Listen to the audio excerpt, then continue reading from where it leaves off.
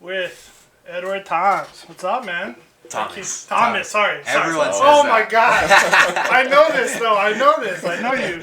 Don't worry. I know you, man. It happens every time. so- I've met only one person in my entire life that said it God properly damn it. when I first met them. Thommes. People know me for I know years. that. I know that. I think even Bellator did it wrong. I think so they did too. it. Yeah. But what's up, man? Thanks for doing this. I really My appreciate pleasure. this. This is awesome. I've been waiting to sit down with you and just kind of talk story, get to know you as not only just a fighter, but as a person. Like, what's your background, where you come from, and eventually you'll forget that the cameras are here. Okay. But you're used to the cameras anyway. So Yeah, you're no good to go. worries. So Nate, How'd you guys meet up? Just from the MMA scene, you know. Yeah. You're always taking photographs. What else Yeah. do you do again? I do a combat scene. Yeah. But I just do free because I used to fight a little bit back in the day, and I wanted to get back. I hurt my back, so that I can't do it anymore. So I just wanted to get back to the community and kind of just do photos. So I never charge the promoters. I never charge the fighters or their family. Okay. Other photographers do it. I'm not trying to bash them, but the fact that they do it and double charge sometimes, they charge the promoter to be there and charge the fighter's family. I don't like that. So I just do really everything cool. for free. Yeah, it's like a unique community service, you know. Yeah, I want to give back because they've always treated me well and Right. it's Yeah. helping the fighters and Yeah. you know. Yeah, we appreciate it for sure. Yeah, man. So I do that and I do the game stuff. So Nice. I just showed you. You didn't know that though. No, I had You no didn't idea. know. That's crazy. I had no idea. I Yeah, was I- very impressed. Thank you. I appreciate it. Yeah. So I've been doing that for a while, and but like before you started fighting, because I know you turned pro 2014. Yes. Or 13. 14. 14. Yeah. 14. And what made you want to go into fighting, and how long have you been fighting? Because So growing up, I was never a fighter. I never knew how to fight. I was always awkward. I was a fat kid. yeah. And then when I was 13 years old, I was like, okay, time to make a change. I was 198 pounds was the heaviest I ever weighed. I was 13 years old. Oh. You know, I was like 5'5" or something. Yeah. I was very overweight. And then, I played tennis my whole life. That's the only sport I ever played. But I was never on a team. Ever since I was 5 years old, I would just take lessons from my same coach once a week since I was 5 years old. And then, I'm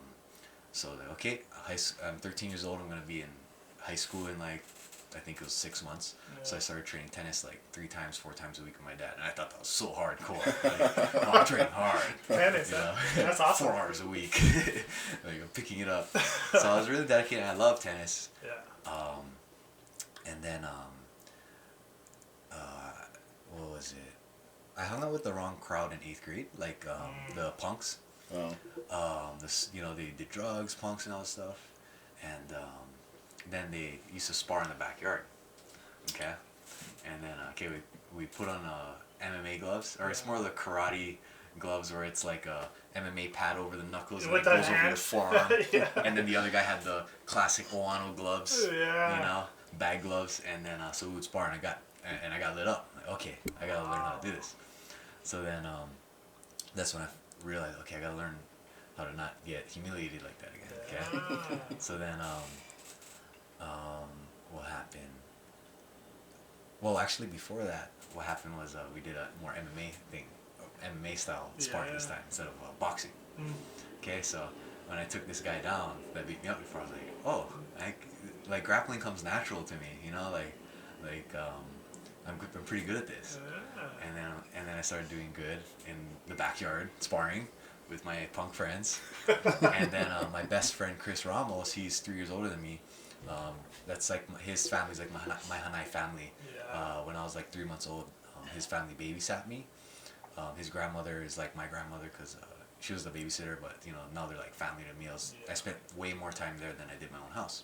So Chris is like my big brother, 3 years older than me. He's training at HMC, Hawaii Martial Arts Center with Kevin Yoshida them. I know Kevin. Yeah. I grew up in Waialua, so Oh, that's where nice. he grew up. So, Yeah, great guy. Yeah. So he trained with Kevin for 3 years. Yep. Something like that. He was good in kickboxing, and so I was getting confident, hey, we should spar. Okay. And then he was just lighting me up, using angles, yeah. he would be behind me, punching me, kind of like how Max beats people up today. It was like Yeah. that. And then that's when it really hit me. Okay, I really gotta learn how to get better at this. And then all my punk friends, I was like, hey, we gotta join this boxing gym, Hawaii Training Center. It's in Waipio, like 5-minute walk from my house. Yeah. And then those kids that I hung out with were like, okay, we'll go. But they kept giving excuse after excuse. So I was the only one that was like, yeah, I'm gonna make a difference. I'm gonna go. So I went to that. I went there on my own, and then I was too big for the kids, so I had to go straight to the adult boxing class. And it was all like that's crazy. At the time, it was all Navy guys, Yeah.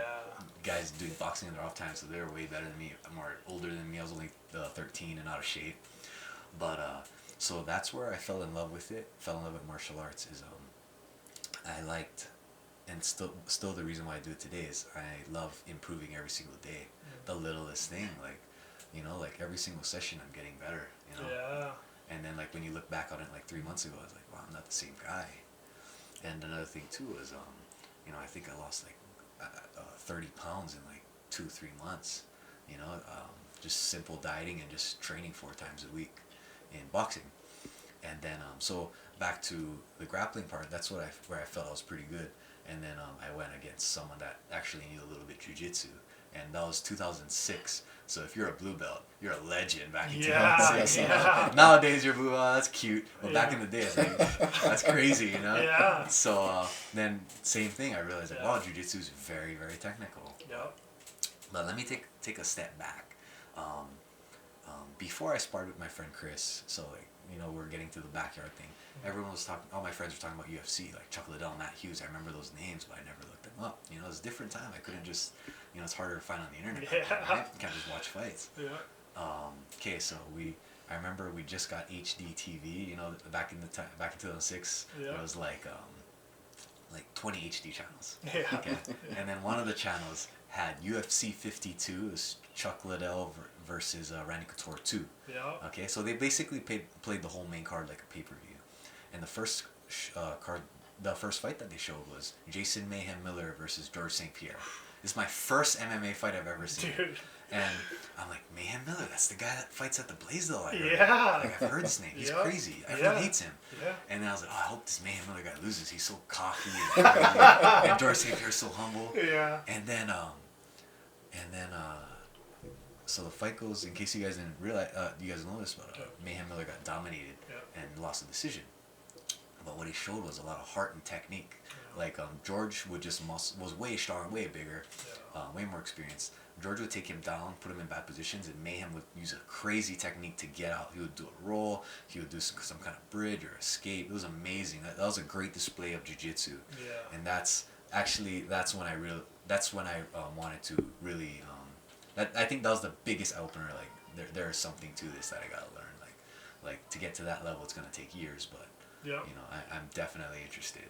So ever since then, Mayhem Miller was like my idol as a kid. Yeah, You know, like, yeah. As crazy as he was, but like I just loved the technique, and he was always he's not the most athletic guy. Right.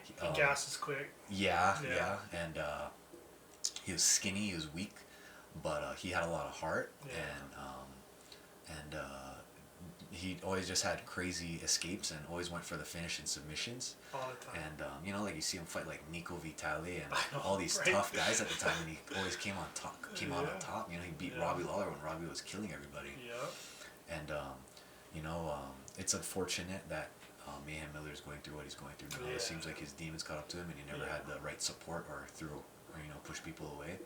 But yeah, that was my childhood. I really looked up to that guy, and I wouldn't be where I am today. And, I did too, like on Bully Beatdown, like when he was, I mean, this was like after Yeah. all his fighting stuff when he started doing that, but, you know, recently, you know, he had the interview with Ariel Hawani, and then he had 2 of them. The first one, he was acting kind of crazy. in the studio. Yeah. Yeah. He was nuts. And then the church thing happened. Yeah. And then afterwards, he came back and he's like, no, it's like me as an actor kind of thing. Like he was just acting about it. Right. But he's had his demons, you know? But his fight career has always been badass. Yeah. He's always been just a go-getter, and he doesn't care. And like he was on the Ultimate Fighter. Yeah. Dana brought him on as a coach. Yeah. That was awesome. Yeah. You know, that was super cool. Yeah. But yeah, I looked up to him too when Yeah. I was training early on. Like Yeah.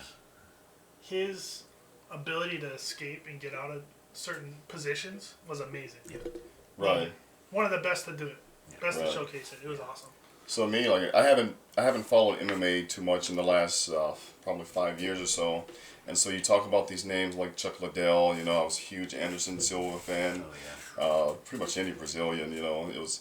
So I was in it on the early days, and that's still where I'm kind of stuck as far as like the memories and stuff. You talk about a lot of these new guys and stuff, and I'm just been out of the game, and I'm like, who are you talking about? I have no clue. You know Max. I know Max. Yeah, Max is excellent, obviously. But yeah, man, it's the sports. It's weird. It seems like it's evolving, but at the same time, I mean, it's a basic sport, right? It's some things change, some things don't.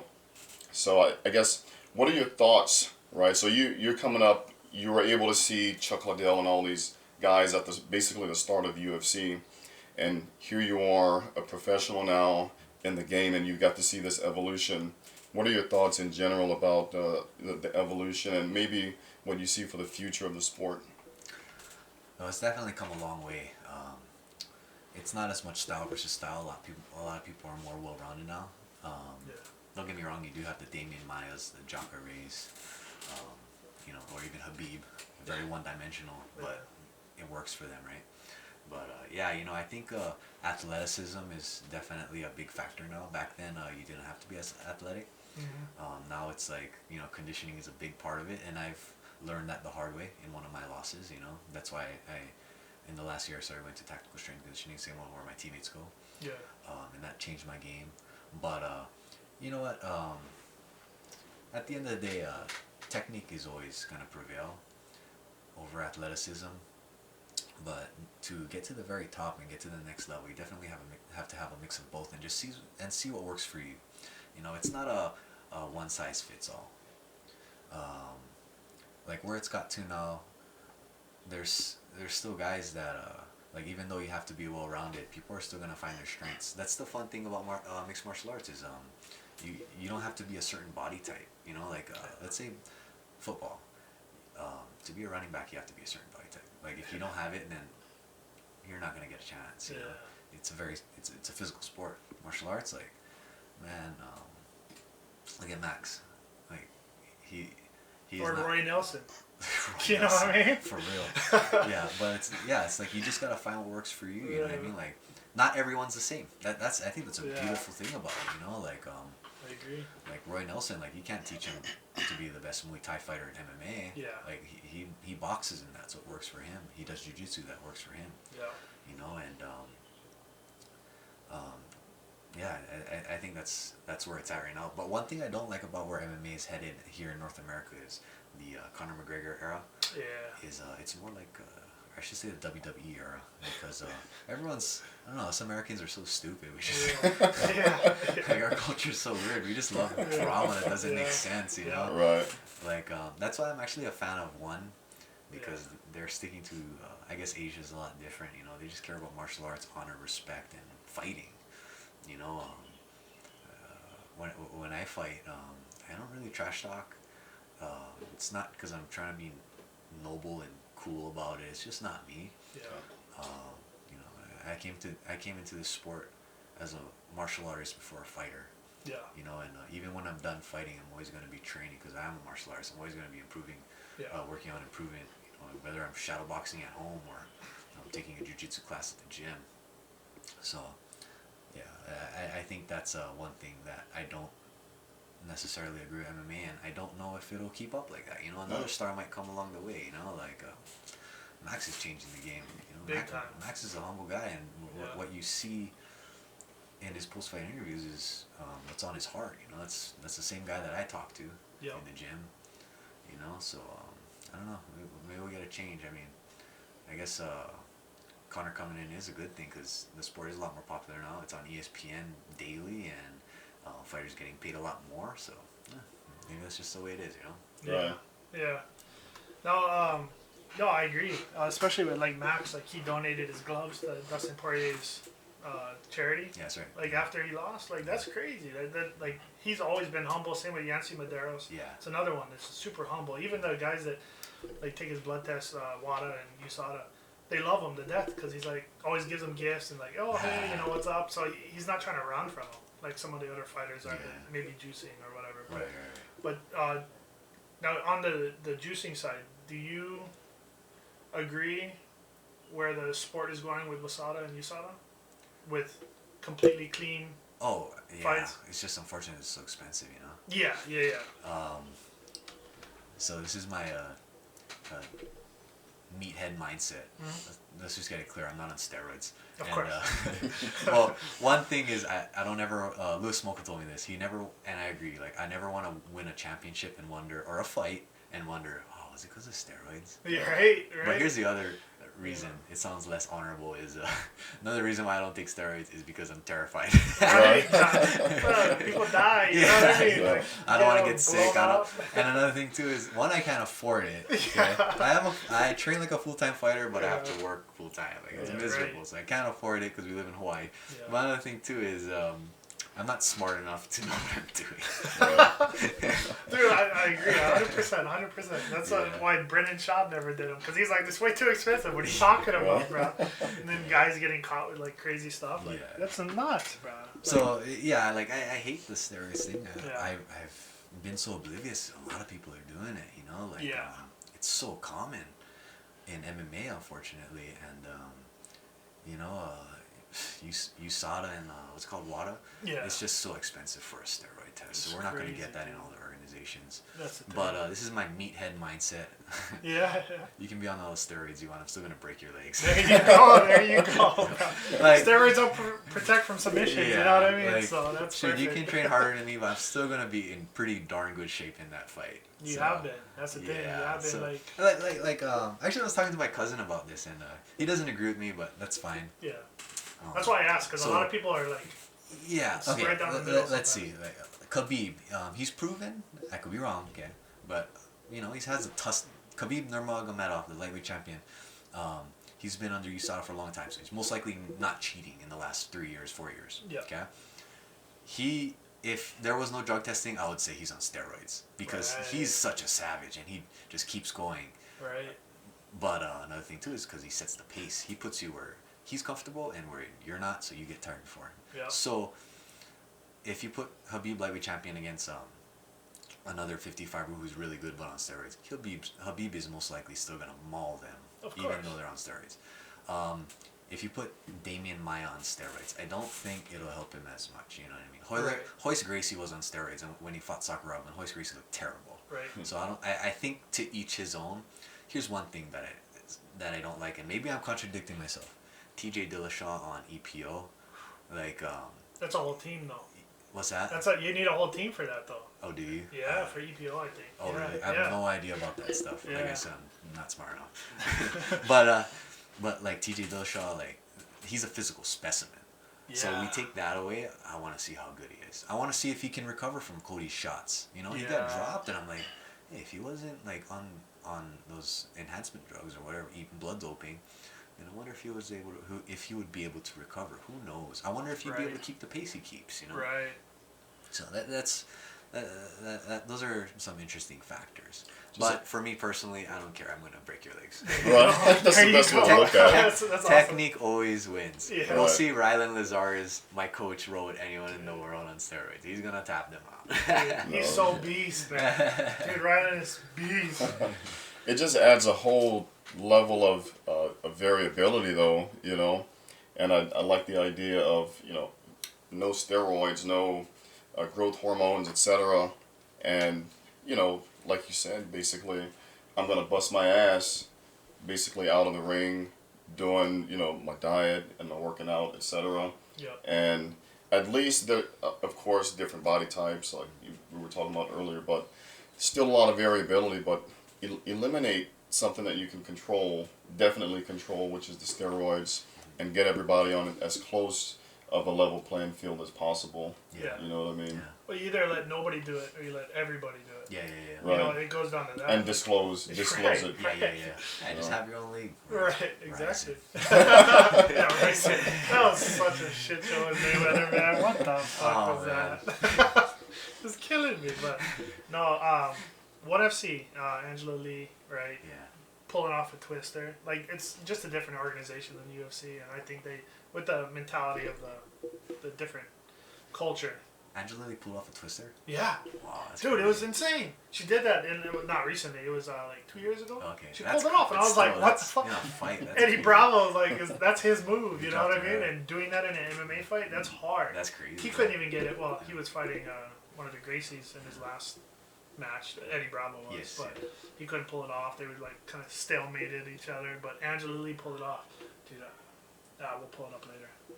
But yeah, it's just a different, and her brother Christian Lee, they're both killing it right now. Yeah. So, are you wanting to go into ONE FC? Any major MMA organization Okay, that, you know, we'll take you. yes. Okay. I'm 8-3 right now. 8 wins, 3 losses, and you know, if you look at the records of the guys I fought at the time, they're all good. You know, most of them I've always had a tough match. It's fights I'm not supposed to win, so Yeah. I think I'm deserving, but we'll see, man. Like,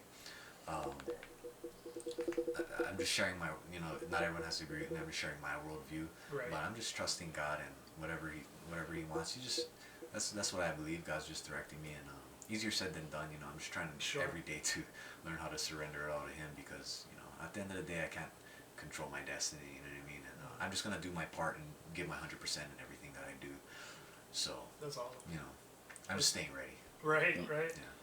Yeah. No, that's excellent that you share your belief like that, you know. I mean, and you kind of prefaced it that, you know, basically maybe not everybody agrees with stuff like that, but I think you mentioned God and faith, and that's something, you know, I'm a little bit in between in that area, Cool. but I respect, you know, whatever the religion is, right, Christianity, etc. But you see people stepping away from that, you know, whether it's somebody in the ring after they want to fight, maybe they're a little bit more afraid to go to that area nowadays, you know, and you see it everywhere else, and especially in politics, it's just something, Right. it's kind of being thrown out the window. Right. So no, I think that's excellent, man. And I noticed too is like when people get on the top, before that they were kind of in the faith based, and as soon as you reach the top, it's like you forget to give thanks to Yeah. to God or whoever you believe in, Yeah. right? But they forget that, and then sometimes they fall after that. You know, when you're on top, you forget where you came from. You forget, you know, kind of your base and your foundation. Yeah. So a lot of people. So it's good that you're Oh well. on your way up. You know. Yeah, for sure. And don't get me wrong. I'm not perfect. You know, I've never completely fell away on my faith, but I've definitely Trials and tribulations. yeah, definitely walked away and got a little selfish sometimes, I would say. But you know, through trials and tribulations, this is just my testimony, and I wouldn't be where I am today in life, MMA career, all that, if it wasn't for my faith. I joke around with my fiance, like I wouldn't be where I wouldn't be as successful as I was if I didn't have my faith in God. Like honestly, I'm mentally strong and all that, but my foundation and my strength is just my faith in God, that He's in control of everything. So that's what I believe, you know. Oh, that's awesome, bro. It is what it is. Other people like I don't know, Conor McGregor, like he's openly mocks Christians. Look at him, he's a beast, you know. That's just self belief. Yeah. I don't have that lone self belief. I have self belief in myself because of a greater power, you know. Sure. So that's me. Yeah, that's awesome. Everyone's a little That's different. cool. You're sticking to your faith and stuff. Yeah. That's awesome. It's good to see. Yeah, and I don't understand why it's so hard.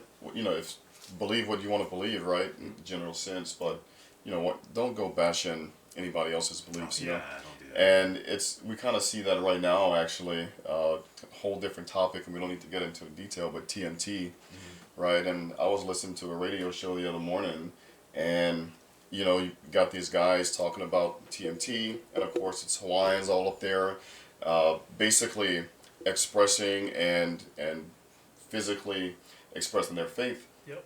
And you got these guys talking about the pro TMT guys, and they're basically just saying like, well, you know, Christianity is like the only way to go, and I don't understand. So just because you don't understand, really, sure, you sort of have the right through freedom of speech to say whatever you want about the other religion, but it all comes down to, you know, what level of sensitivity do you have to it? You know, just show some respect You have for to, man. other religions and stuff, especially if you're going to live in Hawaii. Some of these guys, it's just weird because they lived in Hawaii for like 50 years, you know. And I was like, how can you be so insensitive to something so important, Right. you know? especially in Hawaii because it's such a unique culture, and the Hawaiian religion is so unique, and it's really cool because it's the only American experience, right? That's so special. Like, I mean, of course, you got 49 other states that have their own uniqueness, right? But when you compare it to Hawaii, it's a, Polynesian, Pacific Islander. It's something really special and unlike anything else in the 50 states. Well, maybe with the exception of Alaska, right? But I was just so surprised, and I actually had to send these guys a message on Facebook saying, "Hey, man, listen, I agree with most of the shit you guys talk about, but to go where you guys are going right now is so disrespectful." And I had to turn off the show after that, man. Yeah. So I try to stay away from comments already. It's just too much negativity. Yeah, right. dude. I'm actually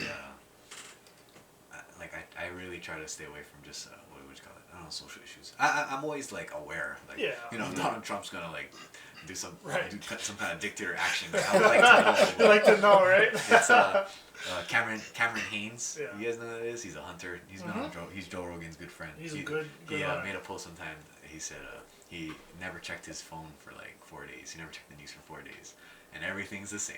Right. So okay, that makes sense. So I try not to worry so much, but with our local government, I think you have to be kind of a little bit more aware than Donald Trump stuff. That's going to happen regardless, but their state government, I think we can kind of control it a little bit more. So, we can get into whatever. You know what I really love about the TMT? I'm sorry to say I love it, but the good thing that's coming out of this TMT thing is the unification. Huge. Like whether you agree with it or not, Yeah. all the Hawaiian people all over the state and all over the spreading, like they actually are coming together. And what I like so far is the last 1.5 2 weeks, it really has been a peaceful protest, and Right. I don't know how long it's gonna last, unfortunately, but so far that's something rare to find these days, and it hasn't been as, of course, like if you dig deep in the comments, you see some aggression, but it hasn't been too bad considering. There's always gonna be douchebags out there, like, Unfortunately. Well, like if you get 100 people and put them in a gymnasium, one's gonna be a murderer. Statistically, right? The other 9's gonna be jerks. Yeah. And you're gonna run into those jerks, but the majority is like gonna be alright people. And everybody's big and bad on social media. Yeah. You know what I mean? It just brings the worst out sometimes. Disassociated, You get the keyboard warrior action going. But I think seeing how peaceful the protest has been on the island, on the Big Island, has been great. But then you have, like here, on H1, they blocking the highway. I'm like, that does not help your cause, you know what I I mean? have a confession. When I saw it, I'm like, you gotta build that telescope now. I'm upset. I live in town, and I work and train in a beach side, and I go in that traffic around that time. So luckily, I wasn't in that traffic. I was very upset when I saw it. See, I'm glad everybody. Those are little idiots. Yeah, exactly. Right, and it's got to be rogue actors because there's no way in hell that helps your cause. You're just pissing off everybody, and I don't have to sit through that traffic every day. But I'm picturing myself sitting behind these cars that's arbitrarily blocking traffic. And I'm just getting pissed off sitting there at home in Kapolei thinking about it, So that was really frustrating to watch, And what, it was like 2 or 3 days they did that. You know what I mean? And then the graffiti, like that doesn't help at all. Too? I never knew that. Yeah. It's like it doesn't help at all, but like I'm for the protests, what they're doing, and Solid. they just had they've had a bad record, UH has, of stewarding the mountain.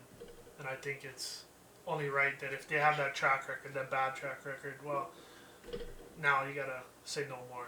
You have to stand up for that. Right. So. And they're doing it peacefully too. It's like they're not. And that's excellent. Hurting anybody. All the celebrities are going there helping out. And then, Ige finally went. And that was the whole mess right there. I mean, you can kind of separate the protests from the government side of it. Of course, they're kind of intertwined in it. But Ige, which this is my personal political stance, he shouldn't have been in office in the first place, especially after the missile nonsense. He should have been impeached. But Yeah, let me cut you off for a second. Yeah. Who's his PR guy? Like, Right. okay, it took you 30-something minutes to respond. Okay, Right. just say you forgot your Twitter password. That's a great idea. Like, what? You That's could have the come up with worst something thing. else. Like, oh, we were busy trying to figure this out. Like, Right. Or, you know, I was making phone calls. Like, no, let's go with the Twitter password. Yeah. I know, Fire man. that guy. Oh, It's the just craziest thing. And then he was ridiculous. overwhelmingly elected again in the next cycle. I God. couldn't believe it, man. You know? Like how? Like that just means the people that, because right now, like even after this, he should not get elected. Right. There's no way he should get Right. elected, right?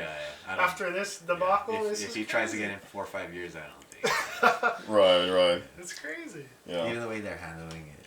Yeah. It's just like, you guys gonna go through with it or not? Like, you gotta. And the give emergency some- Are you proclamation. supporting us or are you That was- supporting the TMT that or was not? terrible. Yeah. The emergency proclamation, that threw me. Yeah. Like, what? Now the National Guard's involved. Yeah, and yeah, like, yeah. come on, the peaceful protest. What Right. are you doing?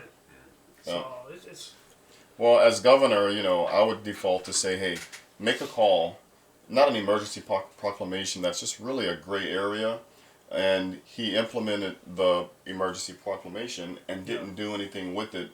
So it just made him look even worse. You know, I think it kind of gave him, maybe grew his balls a little bit just to like arrest a few people with the proclamation. But Yeah. he could have done that before. Not that I'm advocating for arresting people, right?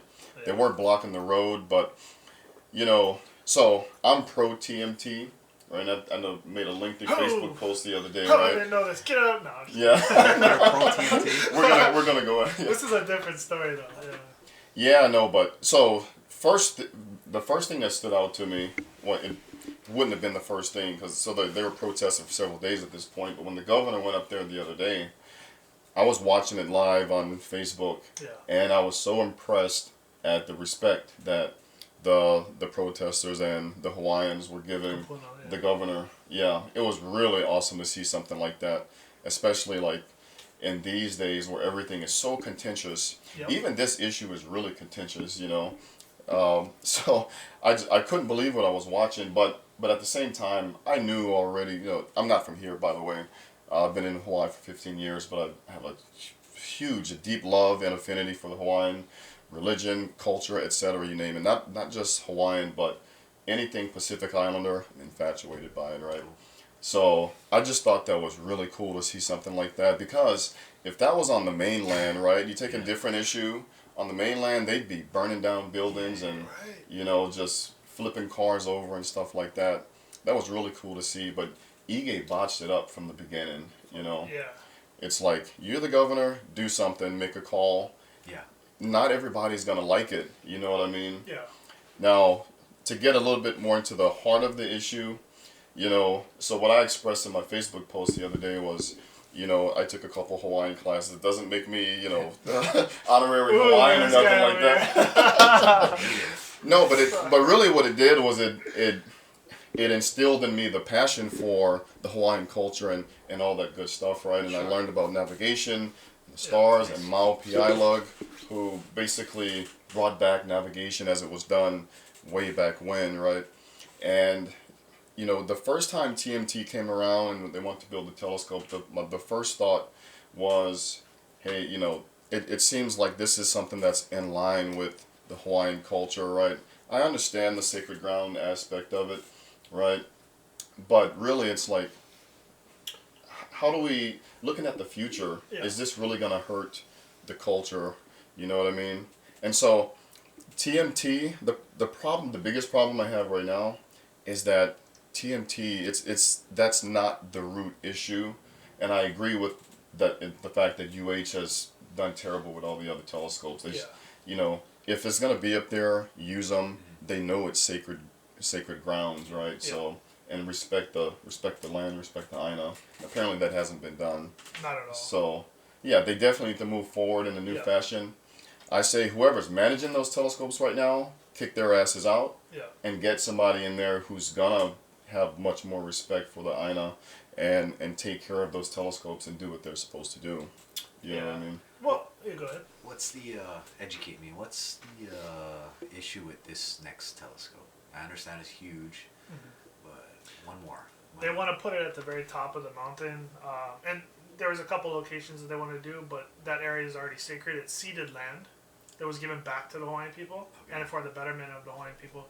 And so the ceded land, UH has kind of been given a permit to do certain things, but then they've kind of taken over and said without permits, without, I think NASA did even a study on it, and they said that there's chemical spills up there. They have not done a good job of taking care of the mountain on the current telescopes, right? So you take this ceded land that's supposed to be for the Hawaiian people, and the Hawaiian people are against it, and even the UH undergraduate body is against it. It's the UH top dogs. The student council. The student council. Yeah, I just got that letter in my email a couple days ago. Right. Yeah. So it's, there's different factions. Even UH is split, right, for what they should do. So that's the main thing is that ceded sacred land, given back, and this other body, TMT, they just coming in and just trying to install this other telescope without, first they're supposed to take down 5 telescopes. That was in the agreement, right? There's 13 up there right now. 5 of them aren't even in use, if I'm not mistaken. Correct me if I'm wrong. And then, but take those down and put it in place where those are. That could be a compromise, or just take it to Plan B and do Canary Islands. No red tape. Right. No so my understanding with the Canary Island thing is that that's also sacred land. Oh fuck! Well then, sorry, Canary And Island people. I could be wrong. Screw those guys. Yeah. Get them out of here. I could be wrong. It was a credible source that I was reading the other day, and it was basically sort of the same thing. So it's like the government wants TMT to come in, but it's somehow sacred lands as well. But I could be wrong, so I don't want to misspeak on any of that. If it is, then they're gonna face the same kind of red tape. I heard there was no red tape, but that could just be. But if it is sacred land, then yeah, they're going to be facing the same kind of situation. Well, right. There was how do we handle that? Right. There was no red tape here, speaking of the government, but when the people started protesting, that's when it has the appearance of red tape. But, TMT, here's the dilemma, right, is that TMT has done everything they were supposed to do legally, right? And it's really unfortunate that, it's come down to them, right? It's ceded land. Like, that's not legal. And they're not supposed to do that. I mean, OHA was involved and stuff like that, but that's been kind of corrupt. So TMT, I mean, they're just an organization though, right? So they put in, and this is just my perception of the process, right? Yeah. They put in a permit to build something somewhere, and it's kind of up to the government to basically approve it, right? So think of it like the rail. The rail got pushed through. Yeah. The same people that approved TMT. I'm really going to get pissed off now. Right? Well, that's the thing. The same people that pushed TMT and approved those permits were the same ones that did the rail. Mm-hmm. So, we don't like the rail. Right. Right? So, the people that don't like TMT, it kind of the same kind of mentality. Yeah. Same reception, I think. Yeah, I got you. But didn't mean to get into that whole conversation, but I've been waiting to talk to you about this.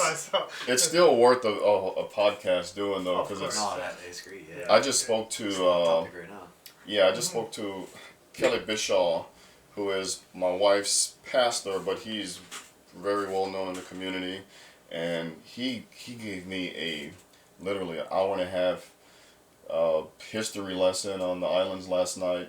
A lot of which I was familiar, a lot of which I wasn't familiar. And then he actually tied it into Christianity, believe it or not, because he's a Christian preacher, pastor. And it was just really cool how he did that. And then he brought it all back to TMT. And at the end of the conversation, he didn't tell me whether he was pro or against. I was like, what is it? Help me make a decision. Yeah, but it was really cool, But, the takeaway from that was that we can sit there and talk about it for an hour and a half, literally, right? And everything he talked about was going to TMT and what's going on with that. But it just shows you how complex the issue is, And TMT is obviously, that's what, if there was a big sign outside, it'd say TMT. But there's a lot of things that's kind of underneath there that's coming out, Yeah. Well, the thing, too, is like, I don't think anybody who's protesting TMT is really against the telescope. Like, the concept of the telescope. Of course they want advancement for the humanity and Right. They want this telescope to look at the stars. Of course they want that, but it's the location. It's how they're going about doing it. And how they take care of the land. Take care of the land. That's all it is. Right. So if that can be figured out, or they go to Canary Islands, if it's not secret there too. Yeah, and I hope I didn't misspeak on that. I'm pretty sure it was a similar situation, but Yeah. you know, It could be. and Yeah. real quick, for me personally, if the telescope does not get built, Yeah. it's not going to hurt my feelings, right? I mean, I support the idea of the telescope for, of course, these sort of generic platitudes, education and, culture and this and that. And of course, that's kind of what it's for, but yeah, I'm sure there's some defense purposes in there and stuff like that. We got telescopes all over the freaking world, though. Yeah. So if at the end of the day it doesn't get built, it's not going to hurt my feelings, Right. And I'm not going to hold any negative feelings against any of the protesters, whatever you want to call them. Yeah. Nothing like that. I'm only going to have that much more of an affinity for the Hawaiian people and the culture, because it's really cool how you mentioned how people are coming together.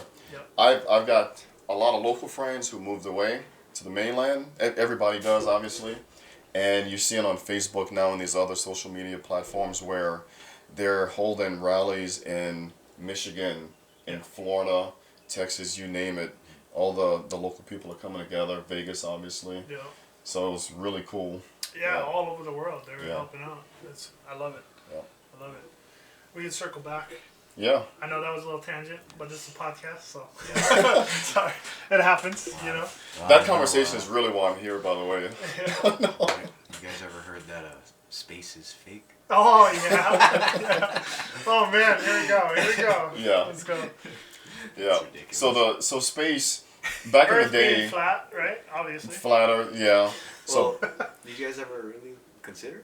No, I'm just playing. Wow. just getting serious. I have. I don't know, man. I don't know. That's yes and no. Space is really interesting, but so before the advent, Before you get to that, Yeah. I am a big conspiracy theorist, and I love it because they're fun. Yeah. So I will same. talk about any conspiracy theory you guys want, but right? it's just I don't believe it necessarily, but they're fun. Yeah, me too. I love like, it, dude. Like I try to listen as much as I can. Like when they have Eddie Bravo talking. Yeah, about it, dude, like, oh, fucking this is love so it, funny. man. Like I it's love so, Eddie. it's so ridiculous. But like let's say Alex Yeah. Jones or Eddie Bravo, when they're on a podcast and they talk, they might say 100 things. 99 of them are ridiculous. Yeah, but one is like, one- oh, that's actually makes sense. And they start Right. looking it up, Yeah, like yeah. Joe Rogan, like who is it? You know, is what the fuck is his name? Anyways, Joe Rogan. They start looking it up, and he's like, "Oh yeah, he did say that." Yeah. And I'm like, "Wait a second, that's crazy!" Like, what? It's definitely good to keep an open mind. Yeah. Like, But they get you on that one, and then now It validates everything else that everything they else. you just the door's opening up a little bit more, a little bit more. No, it's really cool. I love it. But I want to ask you, Jordan, about this new movement where people want to literally storm or raid Area 51. Oh, dude, I fucking love But this. before we get to that, just an interesting factoid is that telescopes have been around a long time. This is not a TMT conversation, right? But Okay. what was believed to be in space 100 years ago was called luminiferous ether, and basically like a gel. They thought space was a gel, Yeah. which gel. Yeah. essentially, Okay. yeah. And it was called the luminiferous ether. Okay. And it was just a really interesting idea. And I forgot how they came around to understanding that there's no gel up there. Because, if you live on Earth, there's air, but air still has, it's still a mass. It still has, it's microscopic, but there's still something there. We're not in Right. a vacuum. So they That's believe what- that in space there had to be something, right? So, and that makes sense if you're living in those times, right? But Sure. it's really, really cool, really interesting fact, yeah. Telling you, Bob Lazar. I love that guy. Did you see that podcast on Joe Yeah, Rogan? he's a liar. Maybe, but I I don't support know. this storming of. I can't say this publicly. I can't say this publicly. Fuck, where I work. So I want there to be aliens in there. I absolutely want there to be aliens. I want them to succeed. I don't want them to storm it, and I don't want anybody to die. God, Right. die. You know, I don't want them to get blown to smithereens, which is what is going to happen. But if there's 2 million, if all 2 million show up, which they're not, because it's going to be like 1,000, Right. if we're real. But if 2 million showed up, holy shit, they'd get in. They'd get in. Everybody driving a car in there? Man, I don't know. They're just gonna do strafing runs on them. Oh, fuck yeah, they are. They're going to carpet bomb it. It's going to be a mess. Now, here's the thing. Like, I'm pretty sure they're smart. They probably, okay, just for fun. Yeah. If they have things they gotta hide in Area 51, they just moved them over already. Oh, they're yeah. gone. No, that's Right, true. right. That's true. Alright, come in, guys. Yeah. Come in. There's a mermaid in there. I saw the documentary. Oh my god, yeah. You know. Dude, man, but I really want Bob Lazar to be legit and Element 115, all that shit. Be. You know, because I they don't know. did. When I saw his, Yeah. I work with mental health. Okay. Yeah, Oh, my so job. okay. But I'm not an expert. Don't get me wrong. But what I'm saying is, You think? this is my opinion. I have not much evidence, but I just feel like he's one of those guys that maybe he lied so much that he believes what he's saying. You know? Okay. Maybe. Mm. Or maybe Pathological. yeah. Maybe he doesn't realize it. Maybe he's just writing it that far. You know? I just think it's, too easy to say like, oh, my credentials were erased by the Yeah. government. That's too easy. It is, Yeah. but they were. That's a weird thing. Maybe. They were. So that's the thing. So like his stuff, like if you look it up, his stuff was erased, but they had the articles in the newspaper showing where he worked, where he went to school, all that stuff. That was in the newspaper, right? Obviously, newspapers can't be believed necessarily because you're giving them the information, right? Okay, Yeah. I get that. Fair enough. But to deny that guy ever worked there, and then it shows a newspaper article when they did a story on that place that he worked, showing his picture and other coworkers saying that he did work there at the I forget the name of it. Yeah, it's Los like Alamos. it's Yeah. like right down the road, right? Yeah, right. Yeah, exactly. So, and what he did and is, I'll admit, I only watched like half the documentary and then maybe 3/4 of the podcast. I just got hard-hearted. I was like, no. well, the kid, the guy, the director guy that he was, he killed it, right? no favors Yeah. for him at all. Yeah, he It was destroyed killing it. me. But But I love that kind of stuff. here's my That's other fun. theory. Yeah, okay. And don't get me wrong, I'm being biased. I'm just a hater. Like Mm-hmm. when it comes to these guys that say this, but maybe he did see these things, but they're just not what he thought. You know? That's fair. Maybe it's just advanced technology. You know? That's like, fair. shoot, like if you saw a B-2 stealth bomber back in the day, Oh. that's a UFO. Yeah. You know what I mean? That's out of this world. So maybe they're just that advanced, you know? Right. Like that one time, what was that? Like he walked past and saw for a split second, he saw Right. like an alien. And Well, then, but nowadays he's saying, oh, it's probably just a dummy or a person. Yeah, I forgot dummy, what he said. yeah. So he kind of like went back on his words. So that's when I, became a little skeptical. But, Sure. But hey, at the end of the day, I don't know. Yeah, none of us do. That's Yeah, the thing. yeah. None of us do. Yeah. But it's always fun to believe that there is Yeah. an alien there. And don't take my opinion seriously because like next week I might be all like, oh, Bob Lazar's legit. I'm just an idiot like that, okay? Like, Dude, I love this stuff so much. But like it's like statistically, mathematically, it is impossible for how big the universe is for there to be us to be the only ones. no, what if space is fake? What if it's just Oh. gel? Dude, you're right. Like, You're right. What am I thinking? Here's another thing too. Yeah. Is we have cell phone cameras now, but okay, we used to always get those UFO videos, pictures. Yeah. Everyone has a cell phone camera now. We don't get those at all anymore. Good point. Isn't that interesting? Very good Yeah. point. But yes, I understand the math. Yeah. What if space is fake? Yeah. Or space is fake. Yeah, that's. I mean, there is still such a thing as schizophrenia as well, you know. Yeah. So Yeah. if you've seen the movie A Beautiful Mind Yeah. with was it Kevin Spacey? No, it's Russell Crowe. Russell Crowe, yeah, he's like one of my Yeah. top Oh, you 2 or haven't seen 3 it? actors. Oh, that's a good I'm a movie. kid. Yeah. Oh, you gotta watch You it, gotta man. watch that. Yeah, it's Such a a good movie. really good movie, Okay. and It's really worth it. yeah, and not to give it away so much. Even I kind of vaguely recall a lot of it, but he basically was he's a brilliant mathematician, and he, the movie progresses, and he thought people were following him and this and that, and turns out he had schizophrenia. Oh, okay. Yeah, and But he he was a was the genius. Genius. Okay. And it's a true Genius, story.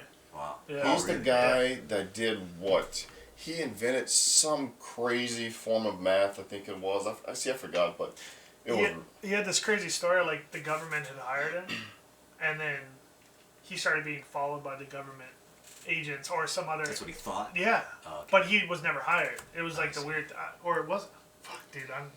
Maybe he was hired. I don't remember, but he thought it was real. It was kind of like. Part of it was real, but he was really genius, like mathematician. He was yeah, based on a true story. Yeah. But it was a similar, not in theme, but in style to. I'm so bad with movie names. Rain Man? Bruce Willis and the Sixth Sense. Sixth Sense. Oh yeah. Sixth Sense, yeah. Right, so where you go through the whole movie thinking Bruce Willis is real, and then at the end, he was the ghost, right?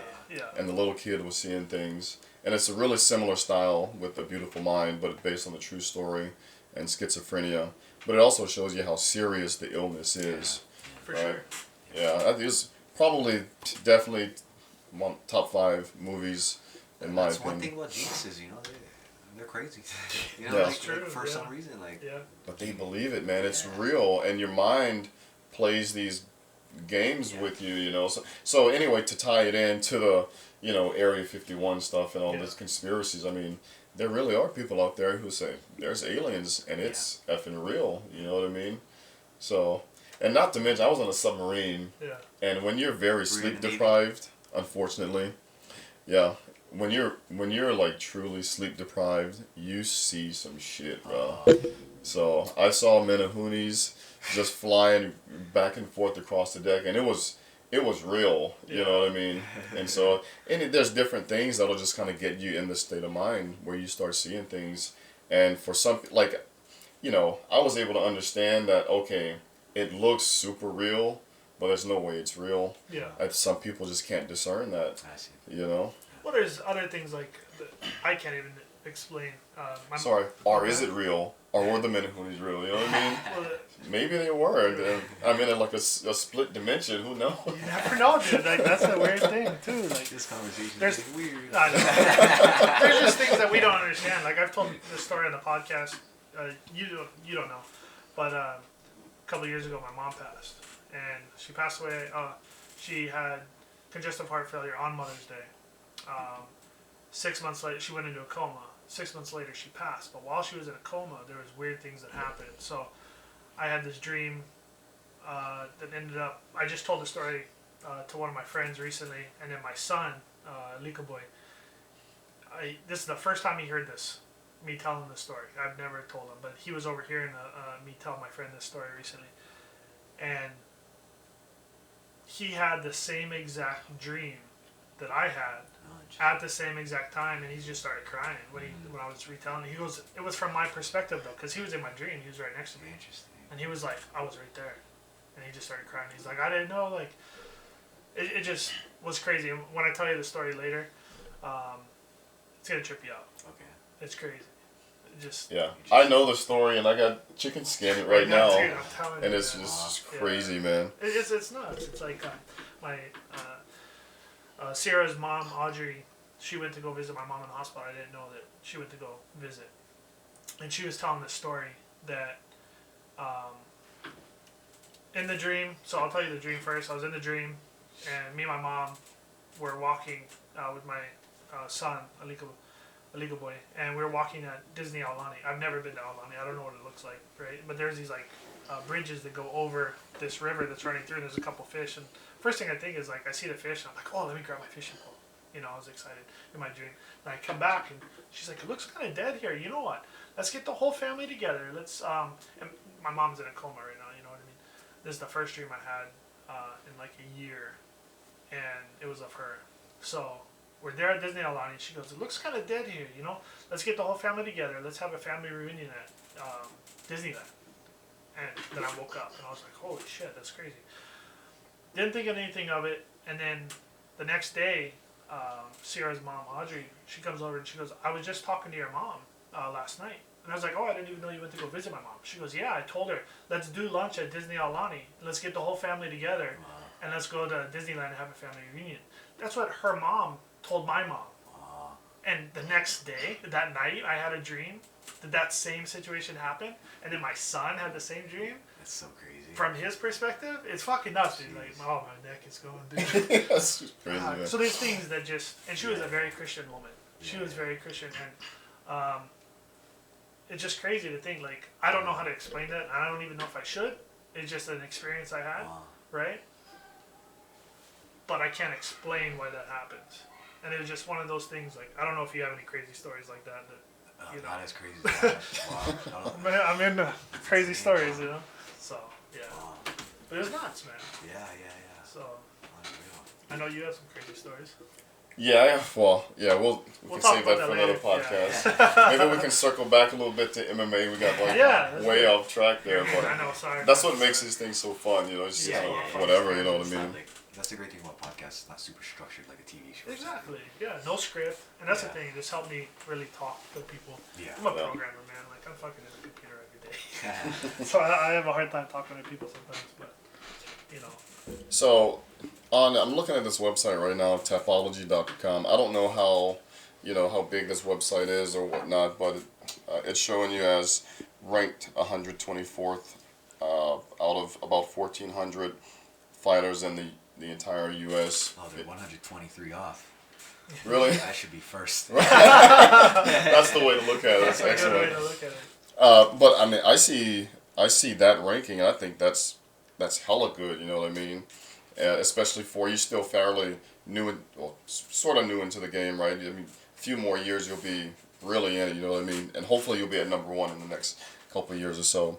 But I mean, hearing the statistic, if again, I'm not sure if you're familiar with it or whatever. I mean, does that strike you as good or bad? I mean, are you on the right track for your career goals? Or what are your thoughts on that?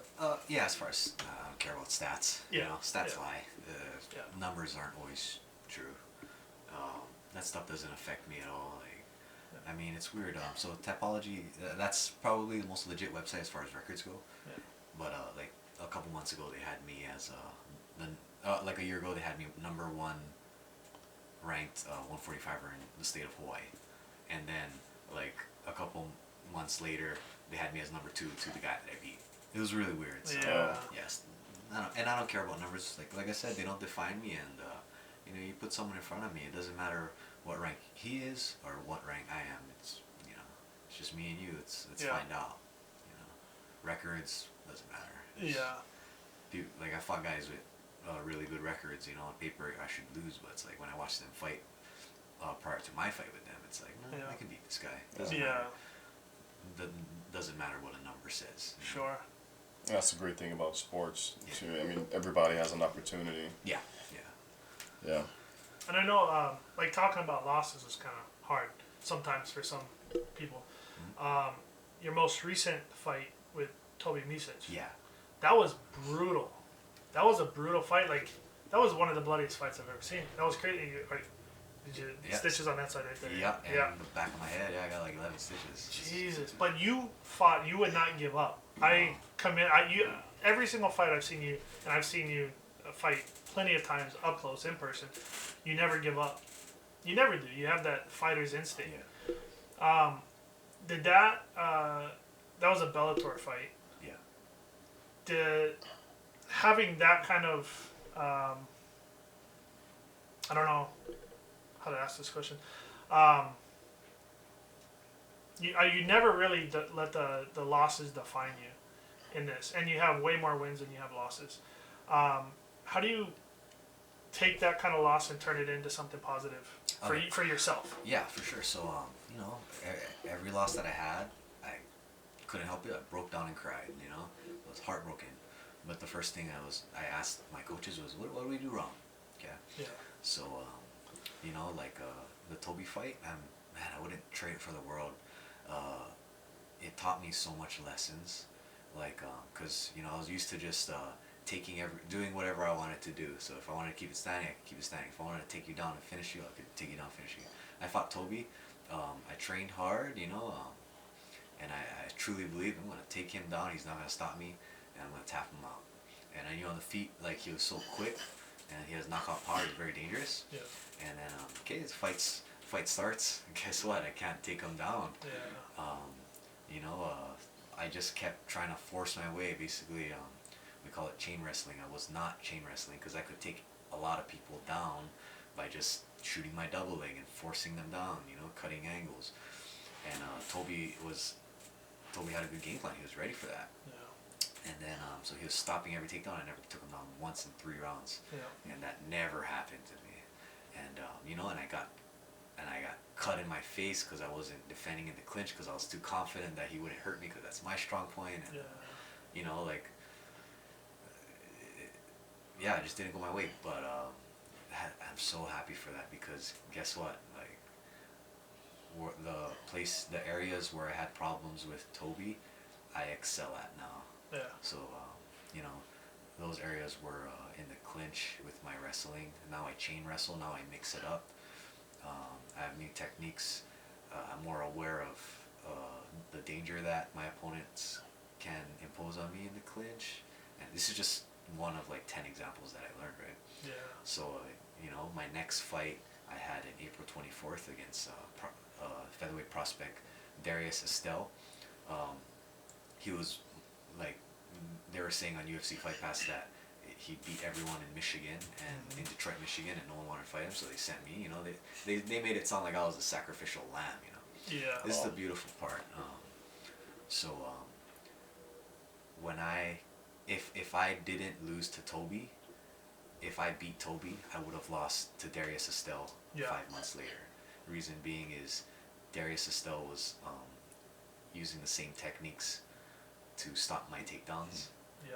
But guess what? So he probably studied my Bellator fight with Toby. Like, okay, he just shoots. He's just one-dimensional. He's not gonna chain wrestle. He's just gonna force that double leg. He's gonna force that body lock. Well, I didn't force the double leg or the body lock. I chained it up, went double leg, single leg, body lock, single leg, double leg, and he couldn't keep up, and that's why I kept taking him down. So, you know, if he fought me 5 months prior to April, I would have lost. I would have not taken him down. I probably would have got tapped out or knocked out like all his other opponents. But, you know, with that loss, I was able to learn and adapt to it, and I'm having a much better time with my wrestling and everything that I struggled with before. That's awesome. And another thing too is like, you know, the Toby fight, I realized that strength and conditioning for my style was very important. You know, I needed to keep up a high pace, and that's when I joined Tactical, changed my life.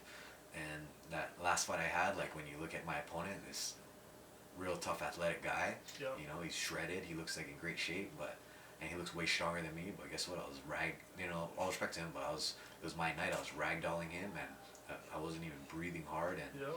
you know, like I wouldn't have been able to keep that kind of pace up if I didn't make those changes. So it all goes back to I forgot which Gracie said it, but you either win or you learn.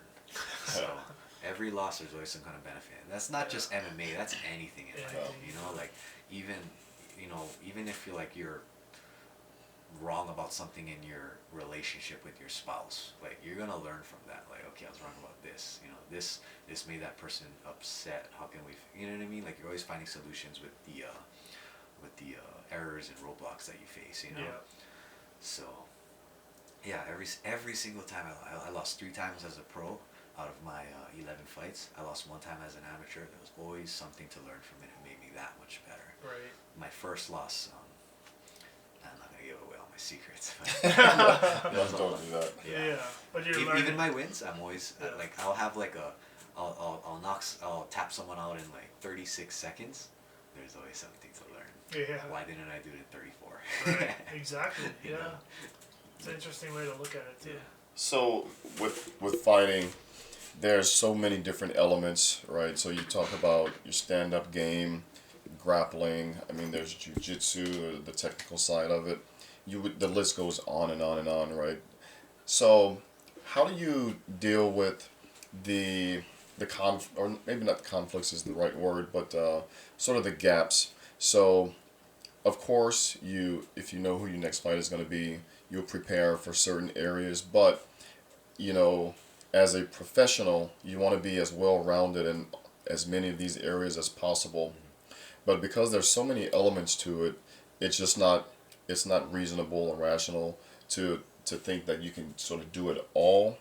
So how do you deal with, I guess, the fact that you just can't do it all, right? And I guess what's your approach for trying to be as well-rounded as possible? So I think that everyone who starts out, if you want to be an MMA fighter, you have to work on your weaknesses. Okay, I still do that to today, but in the last maybe like 3 years, that's when competition for me took it to the next high level. So I'm at the next level now, and I've realized that yes, I have to work on my weaknesses, but I have to focus on what I'm great at. And everyone knows it. My main strength is my ground, and as far as my stand up, my Muay Thai. And you have to truly believe in it, and just continue to be able to utilize how you can in MMA, how you can utilize your strengths and inflict them onto your opponent. So another thing too is every opponent's different. Like if I'm fighting I'm known as a jiu-jitsu guy, but when I fought Ryan Mulville, who taps everyone out, like I didn't want to go to the ground with that guy. Like I didn't want to be off my back and stuff like that. But that's why I try to keep it standing as much as possible. Towards the later rounds, because that's when he's dangerous. He gets very dramatic and gets those submissions. So, I never did think. Don't get me wrong. In that Ryan Mulville fight, I was going for takedowns and stuff because I knew it was in a secure position. But never would I have thought that I would take someone down and then stand them up and just kickbox for the entire round. Yeah. So it's always different, and every opponent's different, and when you get to that certain level, there's a lot more strategy involved. So it's really fluid then, I guess would be a good way to describe it. Yes, yeah. And it's chess, It's Yeah. chess. Yeah. You're just a dumbass fighter. That's all. I think that's what a lot of people kind of perceive fighting as. But like with any sport, the strategy is huge. Yeah. And I think you just kind of explained, how and why. Yeah. For every new fight, it's like football. You got to watch the tapes, Yeah. right? You got to understand their styles, Yeah. and then you have to adapt and adjust. Yeah. And there's only X amount of time you have to prepare for it, so, and like for you, you've got a regular job, like you said, so, you're busting ass to get all this in and to sort of, prepare for the fight, but kind of fill in those gaps, right? And then come the next fight, it could be 180 degrees different, so I think that's, Just gotta stay ready, man. yeah. Yeah. Something. And do you have? I think I asked you this before, but it wasn't on the podcast. Do you have any fight coming up, or are you just waiting? Just staying ready right just now. staying ready. Okay. Yeah. But my main goal is to get into a major MMA organization. Always has been. I'm not necessarily like, I want to only go to the UFC. I like anything. Anything that could pay my bills and just somewhere that would treat me well. Yeah, I think it would be cool. I think, especially because Max, you get Yancey, Maki's there now. Those guys are in the Contender Series. Like, what do you think of the Contender Series? I think as far as the platform goes, like old school talent search, I like it. or looking for a fight, even, Yeah. same kind of thing. They were supposed to come here, right? Yeah, I don't know. No, they were supposed to come here. They were No, on the Destiny card. They did a No, Michigan thing. Excellent, I think. excellent. They got into that whole weird thing. Oh, yeah, I was that's actually right. going through. That was kind of a weird thing. Yeah, that's crazy. Yeah. Okay, but anyway, sorry. Go ahead and answer the question. Yeah, no. Yeah, Contender Series is a great opportunity to get in. Yeah. They have like a month left, and I'm just staying ready to make sure, if anyone drops out, I want to fill in. But it's all about who they want, Right. I'm just there to do my job. Like, Yep. If you guys want me, I'll be ready. That's That's awesome. the main thing. That's cool, man. One of my dreams is to. I've always wanted to fight a Russian in Russia. So that's definitely one of my goals besides getting a major MMA organization. I don't know, just something weird like that. I guess I grew up watching Rocky and. Right. I was Dude, gonna that's so say, what's the badass that you inspiration said for that. that? Yeah. That's so dope. Yeah, that's pretty cool. Yeah, but I like one because they're in Asia, Yeah. and they truly value martial arts. And I'm actually Filipino. I know I look Hali, but I'm 75% Filipino and 25% white. Yeah. So fighting in the Philippines would definitely be one of my lifelong dreams. That'd be If awesome. that could ever happen, but both my parents are from there too, so I have a lot of family there. So. Dude, I had I don't even know if I told you this. So I got my ancestry stuff done. Oh, nice. Yeah. Holy shit! Dude, I'm a mixed plate of a lot of shit. Are you black? Yes. Brother, I swear to God. That's the joke. Brother, I got my card, man. I got my card. Nice. But it was like, no, so I did the 23andMe, and then I did the Ancestry. So the 23andMe showed that I'm less than 1% from Senegal and from one other place. I can't remember where it is. And so it says that from this between the 1750s and the 1800s, I had a family member from there that was 100%. I'm like, holy Really? shit, bro, that's crazy that you can like narrow that down. And then the Ancestry one, it showed less than 1% Pacific Islander. I was like, oh damn, yeah, I knew it. Right. I knew it. But it's crazy. Like I'm so much stuff, like Mongolian, and I was less Irish than I thought. You know, I get freckles and stuff, but I thought I was way more Irish. It was like less than 2%. Oh, wow. Wow. I was like, what? Right. You know, like when you think that the commercials that they have like the guy that's German, and he's like, oh, I gotta change my Lederhosen into like some Right. Scottish kilt Yeah, or something. yeah, You know I what saw I mean? 'Cause that. they grew up thinking a certain way, and then it's not that. So it's crazy that the Ancestry stuff, you can't take it for face value, but those weird things that I saw, that's just crazy. Interesting. You know, You guys watch South Park? Yeah, of course. Oh, I haven't the seen him in a long the time. Hawaii episode? That one, but they did the Ancestry and me, and, No. and the commercial's like, yeah, I'm 2% victim. I gotta watch that, man. Dude, Oh, man. that's crazy. Yeah. Yeah, dude, South Park, they're amazing. I love their I like that stories. they kept, you know, this is a very PC world, but they kept doing, they're doing what Yep. they always did, you know? It's Yep. hilarious. Right. Make Love, Not Warcraft. That's my favorite episode. That I'm a one is Family Guy. Oh my god. Family Guy, yes. I love Family Guy. Oh, okay. Yeah. I bought every single season on Oh my Google gosh. Play, Yeah. and my wife is just pissed at me because I watch it. So I can't watch anything continuously over and over again. Like a movie, even movies that I absolutely love, I can't watch it like a couple times within like a couple days, right? I just can't do it because I know what's gonna happen. But for some For weird movies reason, that you've seen, you mean? yeah. Oh, okay. Yeah. So like my children, they'll go to like they'll watch Endgame, right? Yeah. And one of the boys went back and saw it again, Yeah. and I was just like, how do you do that? Like you know what's gonna happen, so why waste your time, right? Yeah. But I kind of get it, but I kind of don't. But with Family Guy, I don't know what it is. I think I really like the fact that it's just not PC, and you know Peter Griffin is just stupid. Plus, same last name. I'm a Griffin. Yeah. Yeah. It's good to have those mind-numbing shows. Yeah. It is, man. It's Just just to like lighten up. takes you away from it all. And I Man. like that they're not PC, especially Yeah, South yeah. Park. Yeah. I love it, man. I love it. Yeah. We're in a weird time right It now. is. You know what I mean? So you Yeah, don't no, know. I'm really trying to be on my best behavior because I'm on a microphone right now. I know. Me too, dude. I know. So this is one of those things. A podcast teaches you how to do some of that. You know, I've learned a couple things. But. Yeah, I wanted to ask you something. Nothing personal, but I watched. It was a Joe Rogan clip with Mike Tyson, Okay. and Mike Tyson is just a fascinating individual. And you know, yeah, he's funny with the way he talks and stuff like that. And we all know him as sort of that beast that he was back in his early days. And so this clip I saw when he was on Joe Rogan, it was only like a 2-minute clip, but it was like just so profound. And Joe Rogan's basically asking him, so what do you do like today? You know, do you still go hit the, you know, hit the mitts or whatever, or this and that? Or are you doing this kind of stuff? And he was just like, super low voice, like, no, I don't do any of that stuff. Yeah.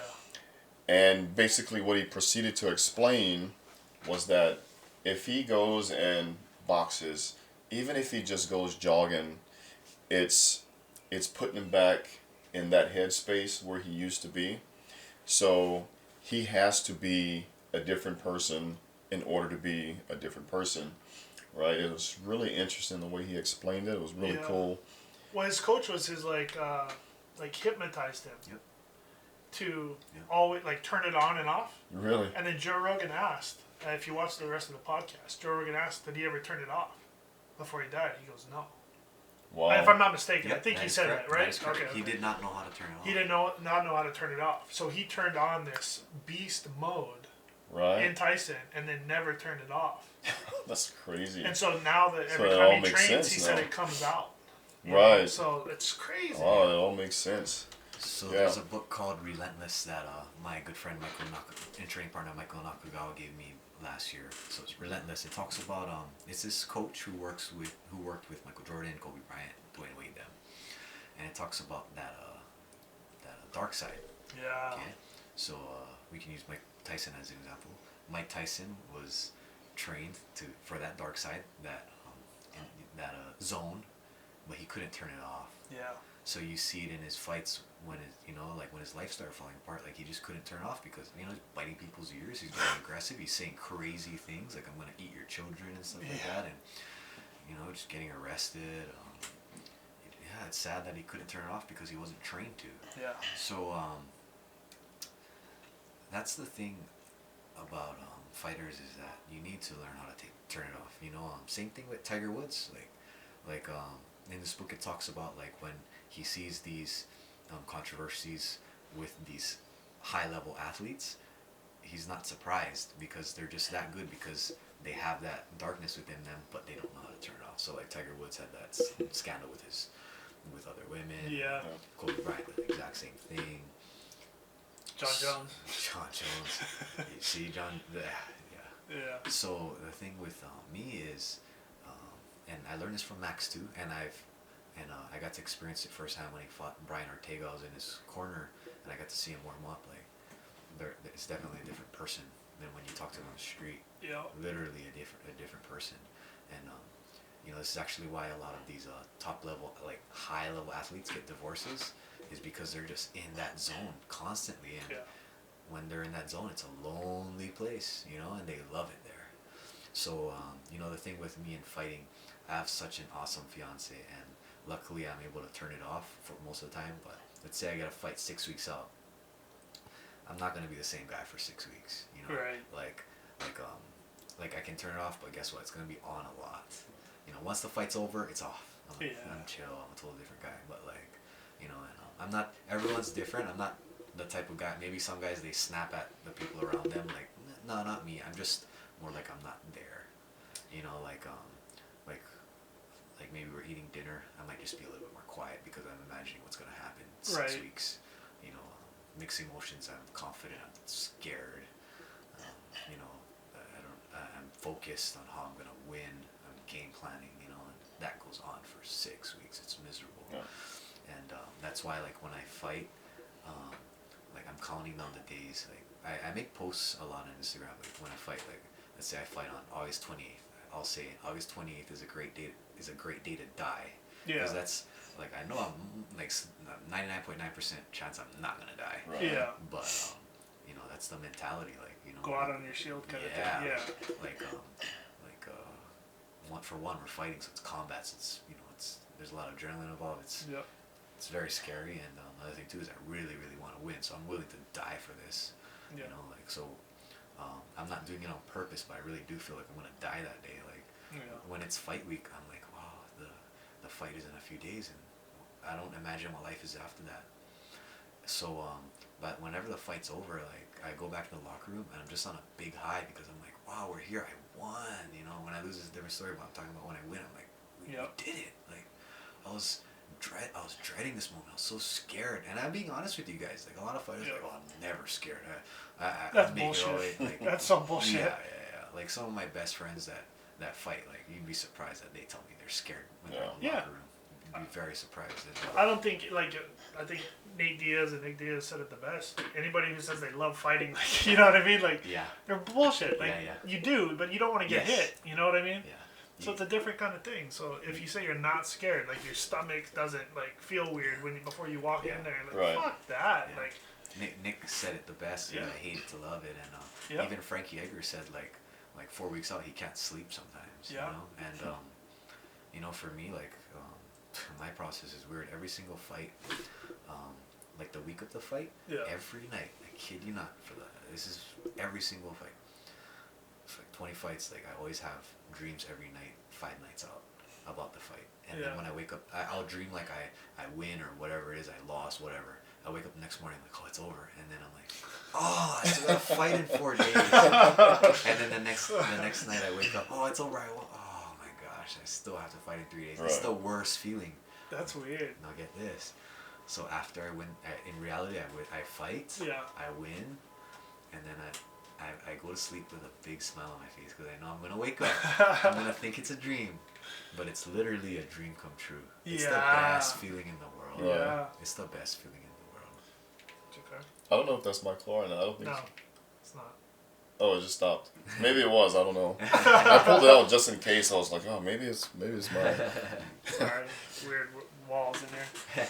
No, that's super interesting that you actually wake up and you think you won the fight all the way like a week out. Yeah. And then you wake up. What? The day of the fight though, is that super weird? When you wake up and you're like, it's the worst feeling.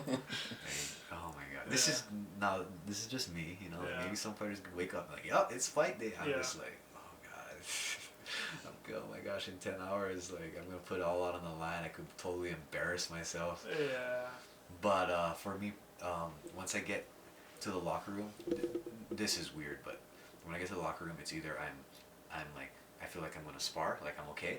Like I'm anxious, but I'm not super. I'm scared, but I'm not terrified. Yeah. Or the opposite is I'm just terrified. Like Right. I'm shaking.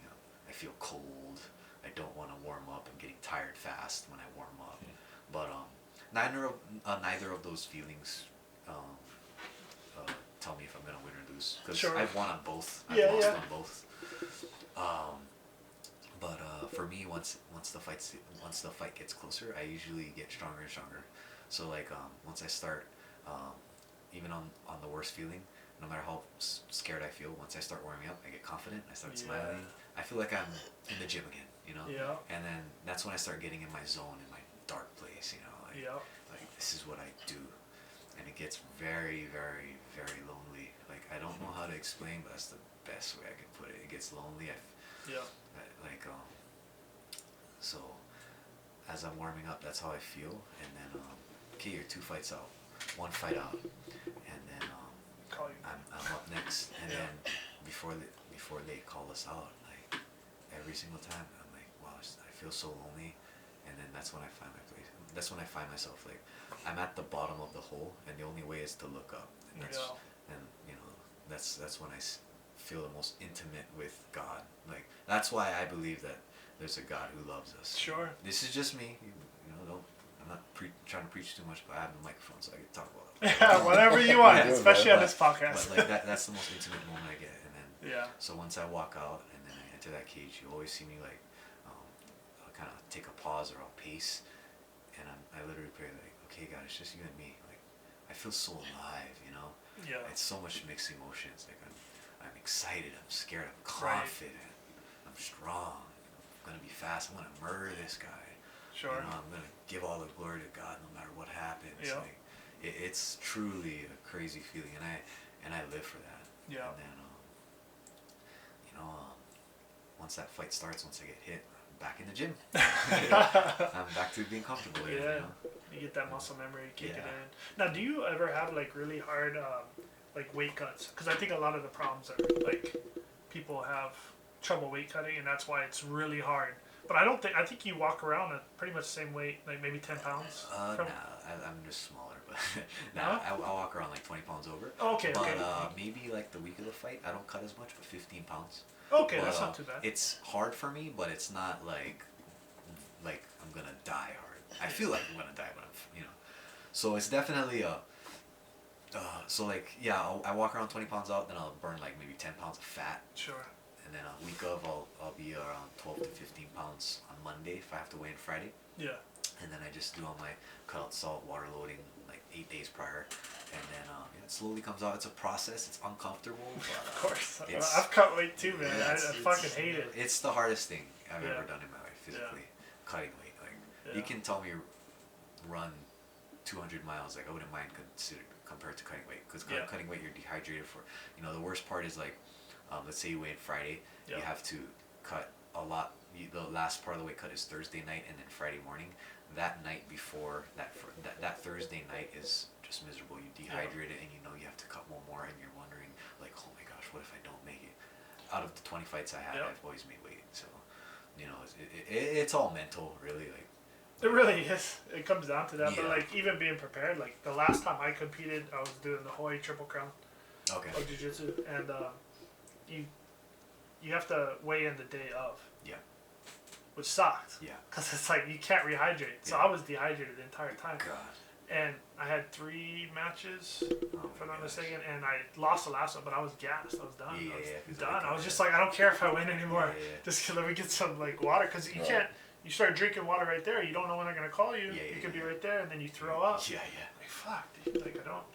So it sucks. So I Yeah. get you, but That's I know you probably got to get out of here. no. No, you're good? Take your time. Oh, okay. Yeah, like 30 minutes. Okay, perfect. You can take your time. Good talking. But yeah, as far as jiu-jitsu, I love jiu-jitsu. oh yeah, I love I jiu-jitsu. love jiu- that's like my first love, like really, like out of all martial arts, I think that's the best way best way for self-defense. Yeah. You know, people always ask me like, oh, what should I do for self-defense? Should I do MMA? I'm like, no. Like if I think Gracie Jiu-Jitsu, not sport Jiu-Jitsu, is a difference. Yeah. But I think Gracie Jiu-Jitsu is the best way for self-defense because you don't need athleticism. Yeah. You know, like a great Steve Maxwell. My coach Riley Nazar is maybe listened to Steve Maxwell one time, and he said, let's say you get 60-year-old guy, and Mike Tyson's gonna fight him on the street. Okay, let's say 50-year-old Mike Tyson. Let's make it a little more, Okay. more simple, or more easier on the guy. Okay, so you get the 60-year-old guy. How's he gonna defend himself? Are you gonna teach him boxing? No. You need to be fast. You need to be strong. You need to be athletic. You know, are you gonna teach him Muay Thai? No, that's the same thing.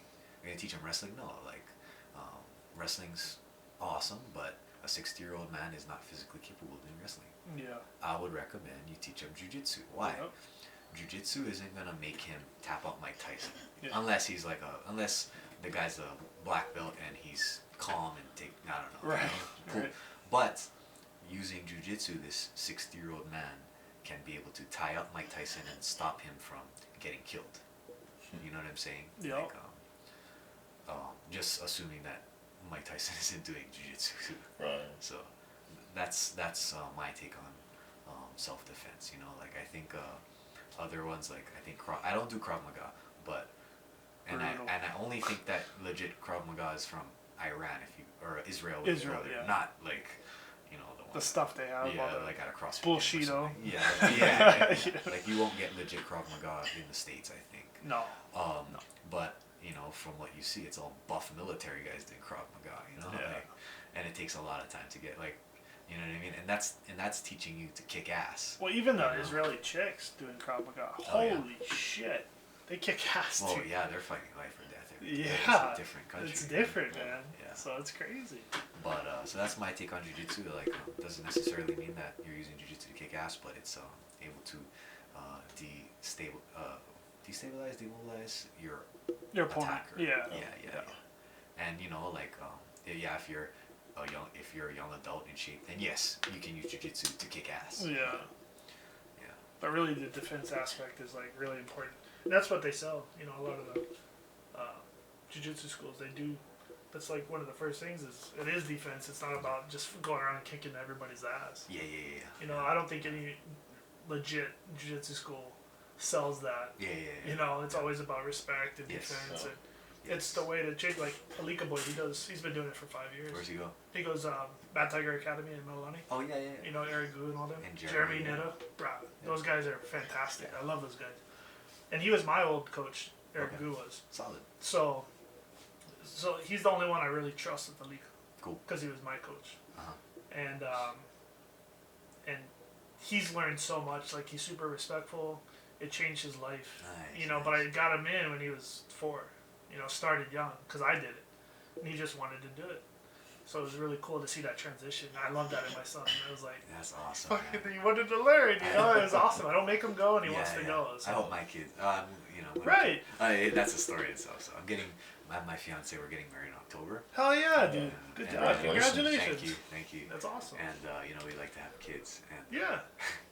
It's one of the things you do. One of our hot topics is what sports they're gonna play. Oh, that's a tough one. We need to put them in jiu-jitsu. Yeah. And she's like, well, what if they don't want to do jiu-jitsu? Well, I'm like, okay, well, they wouldn't have to force them, but I'd like to introduce it. Sure, And, yeah. At least let them be able to defend themselves. I Yeah. don't want them to be champions. Yeah. And I'm against them doing MMA. I think Yeah. it's a miserable lifestyle. Yeah.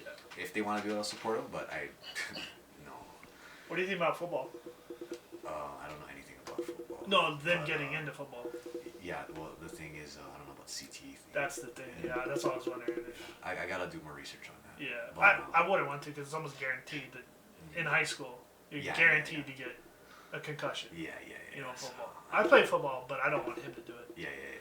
You know. But so about the jiu-jitsu thing, so she's like, oh, you know what we should do? We should use martial arts as discipline. I'm like, I agree. And she's like, karate has good discipline. I'm like, oh my gosh. Like, no. And look, I'm not trying to insult karate. I think if you do karate, that's great. But the reason I want my kids to do martial arts is self-defense. Yeah. And I don't think on the street, karate's a sport. Yeah. Like it's sport-based. Sure. Yeah. Jiu-jitsu, Gracie Jiu-jitsu is not sport-based. Yeah. It's based on self-defense. Yeah. Unfortunately, we have a lot of schools that are sport jiu-jitsu, Yeah. which is great, you know? Like, that's if you go there if you want. That yes. kind of thing. If you're going for a sport, do it. You know, Yeah. if you want to go, like, judo's a sport-based. I don't have anything against judo, but Yeah. if you're looking for self-defense, I would recommend it. It's all about what you want. Sure. So then my fiance is like, no.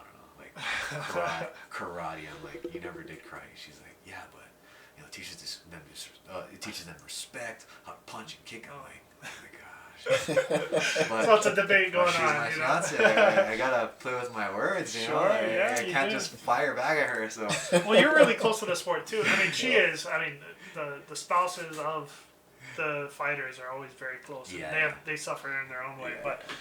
Yeah, it's really interesting, that debate you have to go on. Well, I'm going to try and manipulate her by bringing her to... no secrets. It's okay, she doesn't listen to these. Perfect. Okay. So I'm going to manipulate her by maybe in like a month or two, I'm going to bring her to jiu-jitsu, but we're going to go a little early so she can see the bully-proof program that they have at Gracie Techniques for kids jiu-jitsu. Dude. That's awesome. Really smart. That's cool. So just little things like that. Yeah. I'm just, I'm playing around, but I'm serious. That's cool, man. That's awesome. Yeah, no, I think that introducing him, that's the first thing. My girlfriend didn't know anything about jiu-jitsu and was getting bullied by her brother all her life. Your sister. No, my sorry, girlfriend. My your girlfriend. Yeah. So she was getting bullied by her brother all the time, like playful. But he'd always beat her up. That's what she always said. So I taught her some jiu-jitsu. And then she's like, he never fucks with me ever again. Isn't that funny how simple it is? It's like, I taught her a couple Yeah. things, and she was like, armbar, Yeah. triangle. She was taking him out. He Wow. couldn't even take her down. That's the beautiful thing Like, about jiu-jitsu yeah. is it's just technique. Yeah. If you're going against someone who has no experience and you know jiu-jitsu and you have some experience in it, like, oh my gosh, it doesn't matter how big and strong they are, like, you're gonna beat them. Yeah. It's different if they train. Don't get me wrong. Like, size does matter in that case, but like my fiance's a blue belt, but she'll tap a lot of guys out. It's the funniest thing ever, And I mean, look at your girlfriend. She's tapping out her brother now, and you can't mess with her. It's crazy. I should say ex-girlfriend. We've broken up for like 2 years now. We've been broken up. We still live together. But yeah, so it's she at least learned something from me. So. No, that's cool. So Max defended his title last Oh night. yeah, man. What are you guys' thoughts on that? I loved it. That's how I thought it'd go. Yeah. Yeah. Max is a genius, his fight IQ is above everyone else's. I mean, look how he looks like he's in the gym when he's fighting. Yeah. And I think that's the best thing a fighter can have is. My dad always reminds me every fight, like, hey, just remember, like, my dad never fought before, but he knows this is true. Like, just when you get in that cage, just imagine you're sparring in the gym, Yeah. And that's when people excel, and Max is able to have that fight IQ. Like, even though there's, like 20-something thousand people yelling for his opponent or for him, like, he's able to keep it together and look like he's in the gym. And He's so calm.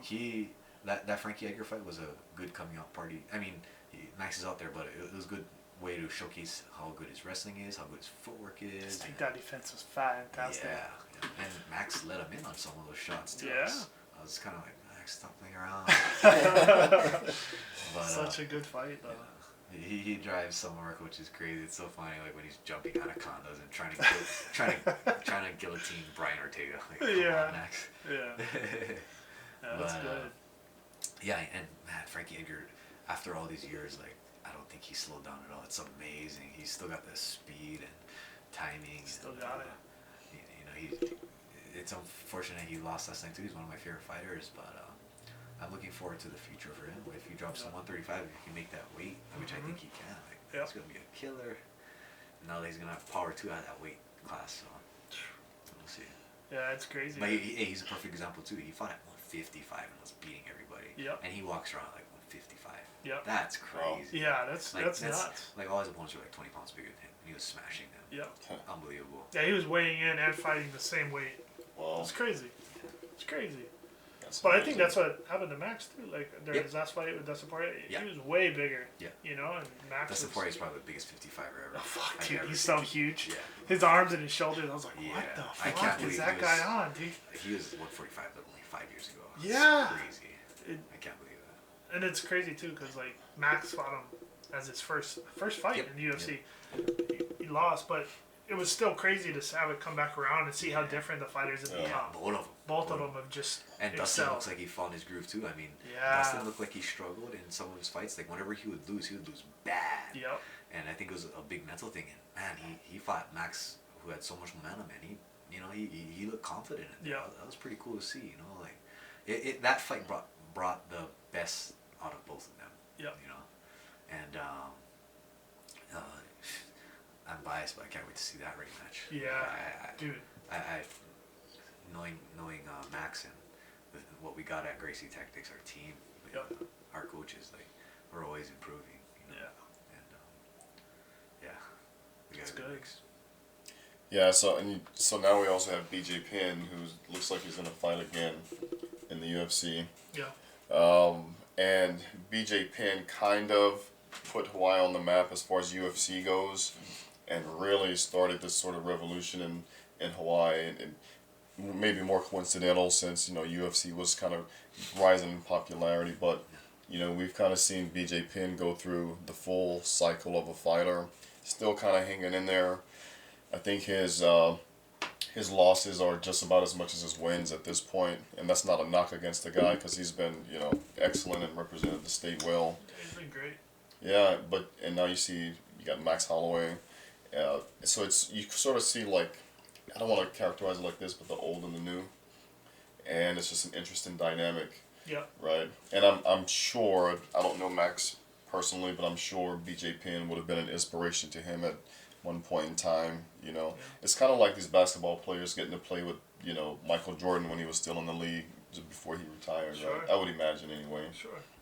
So it's pretty cool. I wasn't ever the biggest BJ fan, but when I got into it in 2006, that's when he just lost split decision to George St. Pierre in the first fight.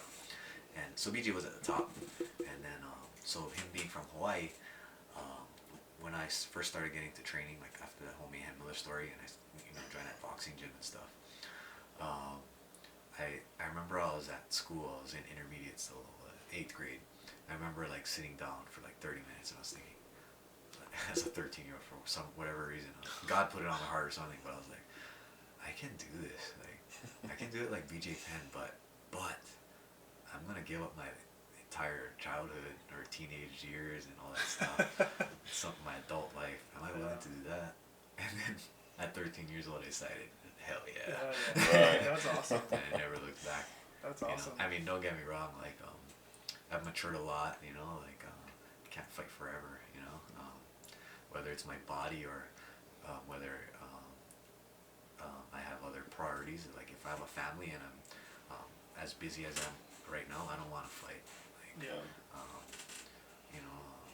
I don't have kids right now, and I have a supportive fiance who understands and loves what I do. So yeah, I'm being selfish and fighting. But if I have kids and I'm not making money, then I don't want to do this. So that's where I'm kind of at right now with that. That's what I was gonna ask you actually. So like, what do you plan on doing after? Because like, is your plan to? Because a lot of fighters, to be fair, what they'll do is you want to get in there, get a couple of those big fights, from the UFC, and then get out. Like, do as much damage as you can, not have that long career. Oh no, I never want to do that. No. You never want to do that. Like Like get in those big fights and then get out because your brain and CTE. That's you know what I mean? Yeah. I would get out. I would want to get out at the right time. Yeah. And look, it's easier said than done. Yeah, sure. Like where BJ's at, no, I think BJ's a bad example. I think he's going through a lot. I'm just assuming. He is going through a lot. I think his personal life is he has a lot of issues going on. It is. Yeah. And maybe he doesn't have the right people around him. That's managing him right. I don't know. But like other fighters who just can't leave the sport and they're just they're like on a 4-loss streak of getting knocked out and stuff like that. Like they need to learn how to walk away. But I think the reason why they keep fighting is they don't have that what's after fighting. Like you have to be realistic. What are you doing after fighting? Like fighting's a very Rob Hessia told me, my other wrestling coach. He was telling me fighting's a very short period of time. You exactly. go for it. You dedicate your life. Yeah. But it's not gonna last forever, and you see a lot of fighters fall apart because I mean. And they don't have anything else. Yeah. Some fighters, if they're all in it and that's all they ever know, they don't know anything else. Yeah, well, like that's good that some fighters have college degrees. Yeah. Best example is my good friend Dustin Kimura, UFC fighter, former UFC fighter. Yeah. Once he lost to Henry Cejudo, he has a good job in the medical field. He left and he's making more money, and he left at a young age, considering what fighters have, and he left into the medical field. He's making a great living for him and himself and his family. That's awesome. So I think that's the way to go is just have something that you can fall back on or I should say fall back on. That's kind of negative, but to move forward to and just like benefit from that, like right. Because like I said, like you can't get punched in the face forever, and the money's not always gonna be there. And I mean, for me, I have a lot of other endeavors that I have. I have a lot of other passions, and whenever I'm done fighting, I'm gonna reveal them. So, awesome. That's good. I mean, like I've always wanted to be like a police officer. Maybe that's something, or firefighter. All those cool jobs, but those are very hard to get in. So for sure, like, you can't always depend on one thing. So I have a lot of ideas that I want to get into. Yeah. That's good, man. Yeah. So you have a goal after the fact. I'm figuring it out right now, but I kind of have like 3. Yeah. I just don't know which one I like the most. Yeah. So it's but right now smart, you're focused on your fights. And this is what you want to do. Yeah, and the big thing about backtracking a little bit, like these fighters, their identity is MMA, is being a fighter. Yeah. Boxers, their identity is boxers. So when you take that away from them, they don't have an identity anymore. They're lost. Sure. What do I do? No one cares about me now. Yeah. So for me, like maybe when I was like still an amateur, I learned that my identity is like it's not about who you are, but whose you are. Yeah. For me, it's like I'm like it's all in it's all in God's hands, like wherever He wants to take me, He'll show, and sometimes I'm gonna have to figure it out on my own, and easier said than done, but life's a journey. Sure. Life's a journey, and it's a bunch of different windy roads, and you just gotta figure out which road you should take, and you're gonna go down the wrong road sometimes, and you just figure it out from there. Yep. You are correct, my friend. That's a podcast. Yeah, that's a great way to end it right there. That was awesome, dude. Well, thank you for coming in, man. Yeah, it feels good to be coming back in here and doing the podcast again a little bit. It does. A little We're bit gonna rusty, try to do but more. Okay. So we have to invite you back in when you a couple more fights. Sure. Whenever you get into the UFC or ONE FC, wherever you go. Sounds good. We got to do something. And yeah. Maybe we'll come out to one of your fights. Hopefully you have a few more here locally. Yeah. hell, if you just want to talk one day, man, just come come on out. Dude, come on out, dude. This is fun. matter. We love this. We love for doing sure, this, so. for sure. Well, thank you again for coming, man. My pleasure. Appreciate it. All right, guys. Thanks, guys. Shoot. Roger.